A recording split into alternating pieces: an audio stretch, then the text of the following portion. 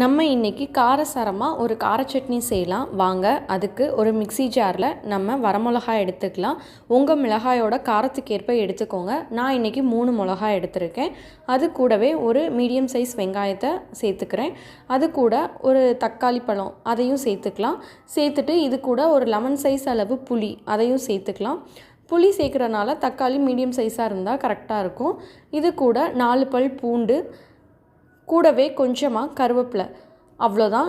இது வச்சு தான் நம்ம செய்ய போகிறோம். இதுக்கு தேவையான அளவு உப்பும் சேர்த்துட்டு கொஞ்சமாக தண்ணி ஊற்றிட்டு நம்ம மிக்ஸி ஜாரில் மைய அரைச்சி எடுத்துடலாம்.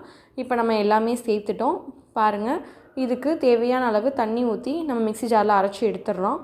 அவ்வளோதான், ரொம்பவே சூப்பராக கார சட்னி ரெடி ஆகிடுச்சு. இதுக்கு நல்லெண்ணெயில் கடுகு உளுந்து போட்டு நம்ம தாளிச்சிடலாம். நல்லெண்ணெயில் தாளிச்சிங்கன்னா இன்னும் கொஞ்சம் டேஸ்ட்டாக இருக்கும். இது நல்ல காரமாக இருக்கும். இதே மாதிரி நீங்களும் செஞ்சு பார்த்துட்டு இந்த சட்னி எப்படி இருந்தது அப்படின்னு சொல்லி மறக்காமல் சொல்லுங்கள். இதே மாதிரி நிறைய வீடியோஸ் வேணும் அப்படின்னா சேனலை சப்ஸ்கிரைப் பண்ணுங்கள். தேங்க்யூ.